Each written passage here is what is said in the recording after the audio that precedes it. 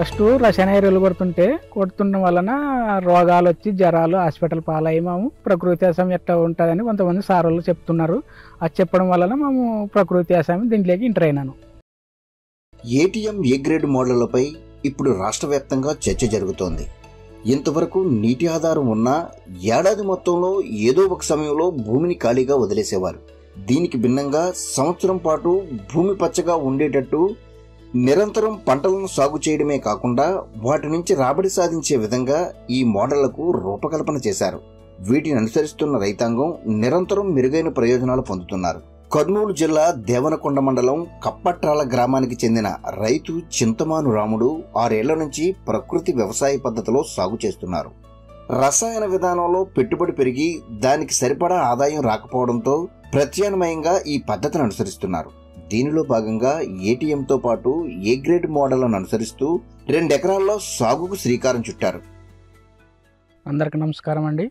నా పేరు చింతమాను రాముడు. నా ఊరు కప్పట్రాల గ్రామము, దేవనకొండ మండలం, కర్నూలు జిల్లా. నాకు ఉండేది 2 ఎకరాల పొలంలో.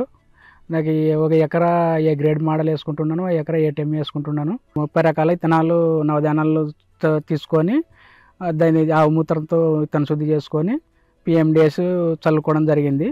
ఈ క్రమంలో సాగు చేసే భూమిలో ముందుగా పిఎండిఎస్ వేసుకొని వాటిని కలియదున్నిన తర్వాత 1.5 ఎకరా విస్తీర్ణంలో ఏ గ్రేడ్, 1/2 ఎకరంలో ఏటీఎం మోడల్ సాగు చేపట్టారు. ఏటీఎంలో దాదాపుగా 30 రకాలకు చెందిన కూరగాయలు, ఆకుకూరలు, తీగజాతి, దుంపజాతి, పండ్ల మొక్కలతో పాటు ఎర్ర పంటలకు చెందిన విత్తనాలను నాటుకున్నారు. మొక్కలు నెలన్నర తర్వాత మొక్కలు పెద్దగా అయిన తర్వాత తొనకలు శనుకలు వస్తే ఆ మొలకలు వచ్చిన తర్వాత పసలకి మేత వాడుకుంటాము. తర్వాత ఉండేది కలదున్నుకొని పంటకి సిద్ధంగా చేసుకుంటున్నాం. అదేవిధంగా ప్రకృతి విధానంలో సాగు చేసేందుకు దేశీయ ఆవును ప్రత్యేకంగా కొనుగోలు చేసుకున్నారు.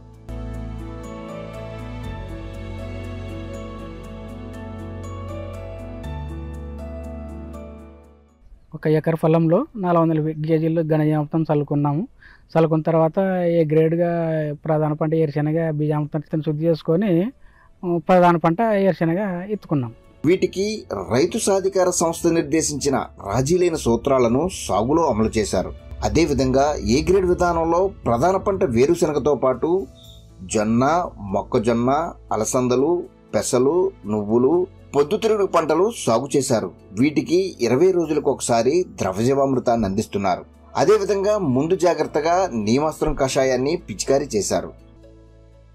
ఏరుశనగలో పచ్చ పురుగు, లద్దె పురుగు పడడం జరిగింది. దానికి బ్రహ్మాస్త్రం పిచికారీ చేయడం జరిగింది.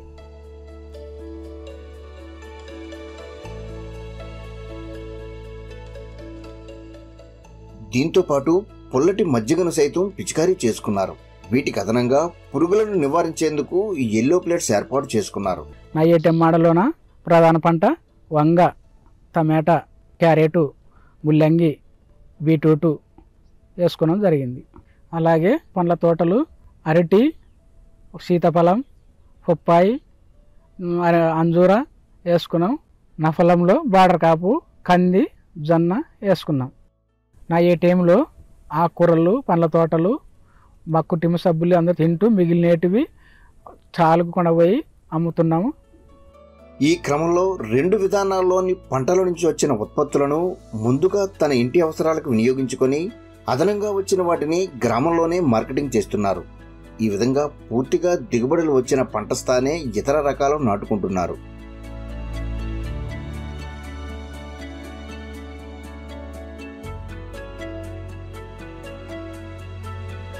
మా ప్రకృతి వ్యవసాయంలోకి వచ్చినాక పెట్టుబడి తగ్గింది, ఆదాయం పెరిగింది. మా కుటుంబ సభ్యులు బాగా ఆరోగ్యంగా ఉన్నాము. ఇప్పటికి భూమి కూడా బాగా ఉంది. తక్కువ పెట్టుబడితో చేపట్టిన సాగులో మెరుగైన ప్రయోజనాలు పొందుతున్న రైతు రాముడును తోటి రైతులు అనుసరించేందుకు ముందుకు వస్తున్నారు.